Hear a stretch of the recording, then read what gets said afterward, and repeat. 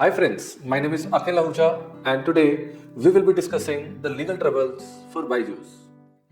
Last month, specifically on 16th July 2024, National Company Law Tribunal has admitted the Byjus into the corporate insolvency restructuring plan against an application filed by BCCI. This application was filed last year, primarily relating to the dues outstanding for some sponsoring event made by Byjus. BCCI claimed an amount of more than 150 crores from Byjus relating to such sponsorship. So, upon the admission of the company into the NCLT, an resolution professional is appointed. In a meanwhile, the promoters of Byjus has entered into a settlement agreement with BCCI.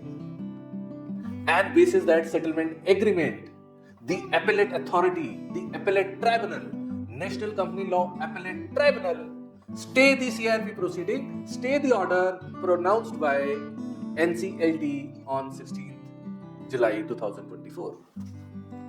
It is very interestingly to note, while the hearings were being ongoing in the National Company Law Appellate Tribunal, there are some foreign lenders of the Byjus who intervene the application at the appellate tribunal and mention not to stay the CIRP. They mention that the source of funding through which the promoters of Byjus are paying the amount to the BCCI are not clear.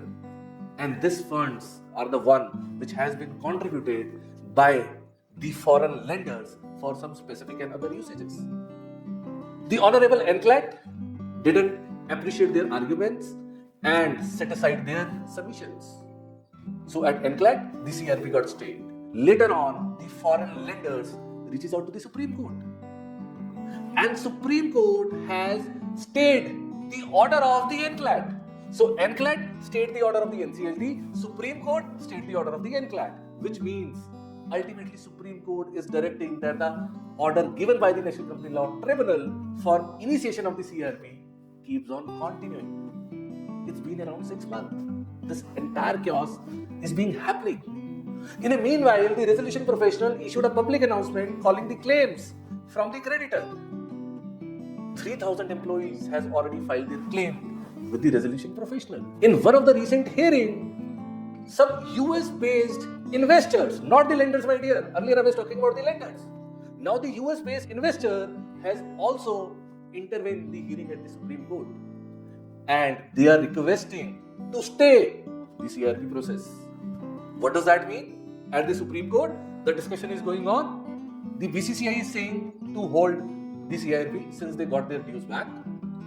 Byjus promoter saying to hold the CIRP since their right to be on the board of the directors has been suspended by the NCLT order. There are the lenders, US lenders who are saying no, keep on continuing the CRP process. And then there are the US equity investors in totality who hold 16% of the company's equity has reaches out to the Supreme Court and mentioning, no sir, please don't continue the CIRP. Please dismiss the CIRP. The reason that they are giving, they have already filed a different application with the Honorable NCLT for mismanagement and operation. Their plea is that there are a lot of irregularities in the Byjus, and in case the CRP is going to continue their applications, their rights under the Companies Act relating to the mismanagement of the affairs and the operations of the minority shareholder would get impacted. In this entire chaos, what do you think? What is going to be happening on the floors of the Byjus? Whether these 3,000 employees are working on the floor, whether these 3,000 employees are having a lot of conversations with the resolutions professionals, with the management, with the higher authorities, whether they are actually adding value to the customer in this entire process, this is the questionable. Ultimately, the customer is going to be the biggest loser in this fight. Hopefully, the Supreme Court takes the matters on priority and concluded the discussion. And I personally believe that the CIRP is a process which can give a rebirth to the company like Byjus. Yes, it has a lot of shortcomings. It has some disadvantages. It is like taking away the baby from someone and giving it to somebody else.